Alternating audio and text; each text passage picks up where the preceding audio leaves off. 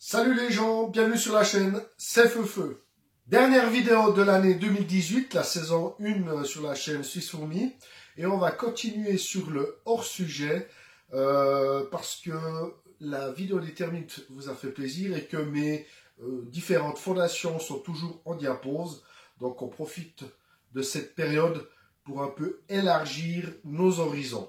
Ouais. Ah, non, ta gueule, hein. Ça suffit, c'est bon, il y en a marre. Ta gueule. Ta gueule.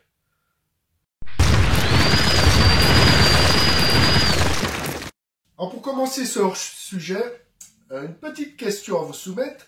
Quel est l'un des points communs entre les fourmis, les termites, les abeilles, les frelons et les guêpes, par exemple? Quel est le point commun significatif? Eh bien, ce sont tous des insectes eusociaux.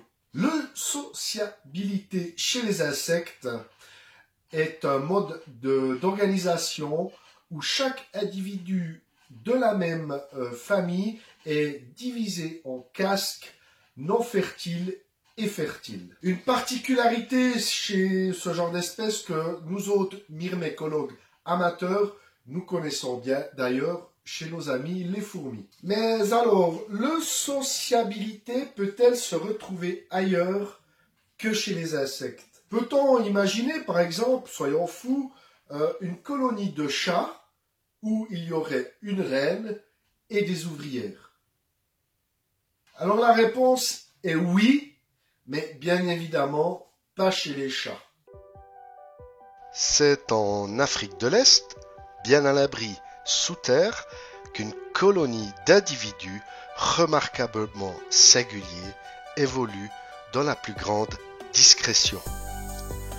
Au sein d'un dédale de tunnels et de chambres, une reine hétérocéphale règne sur un empire de 500 à 300 sujets.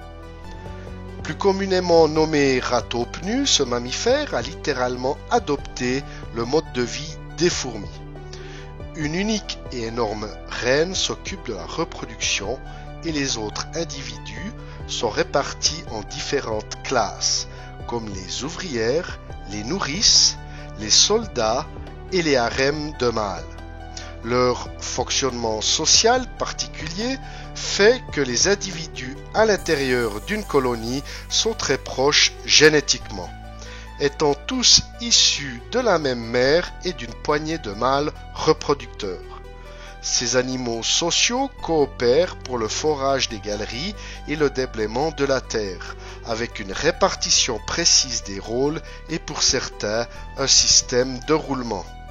Plusieurs adaptations étonnantes de ces animaux les rendent uniques au sein des mammifères, les rapprochant de certains groupes d'invertébrés. Mode de vie social, absence de régulation thermique, reproduction prolifique et centrée sur une femelle, système cérébral également primitif.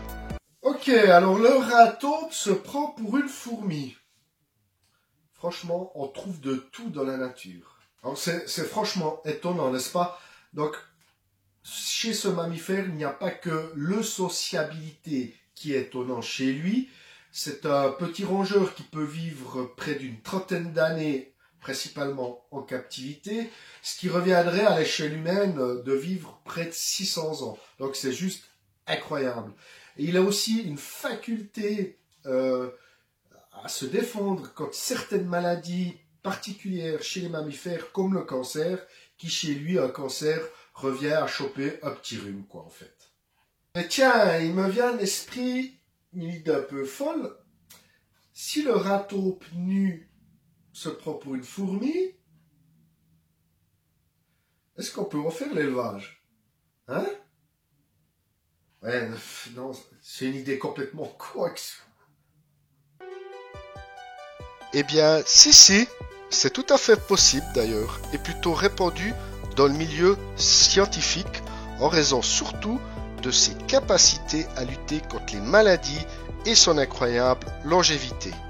Mais prévoyez de la place et choisissez bien vos fournisseurs de râtelières. Je sais pas si c'est comme ça qu'on dit.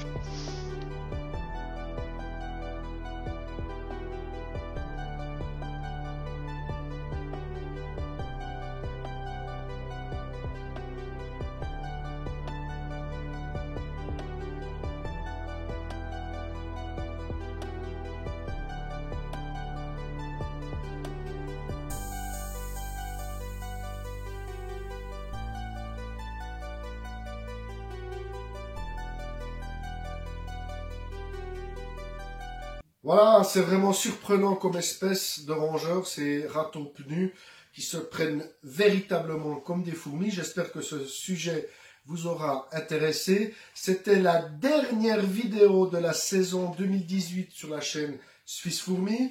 Aujourd'hui, je vais prendre un peu de vacances, 2-3 semaines de repos et je vous donne déjà rendez-vous début janvier pour la saison 2, la saison 2019, où j'espère que mes différentes fondations de fourmis auront passé la diapose correctement, que j'aurai pas trop de pertes.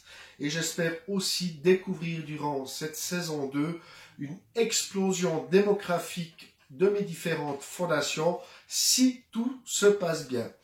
Voilà, moi il ne me reste plus qu'à vous souhaiter de très belles fêtes de fin d'année, à vous remercier de vous être abonné à ma chaîne, ça fait plaisir, ça m'encourage à aller de l'avant. J'ai beaucoup de plaisir également à partager avec vous, à suivre vos propres chaînes sur YouTube. C'est toujours très intéressant de voir ce qui se passe ailleurs, comment vous trouvez des solutions et des astuces pour maintenir vos colonies. C'est un réel plaisir. Voilà les gens, moi je vous dis à tout bientôt en 2019 pour de nouvelles aventures. Bye bye les gens, salut!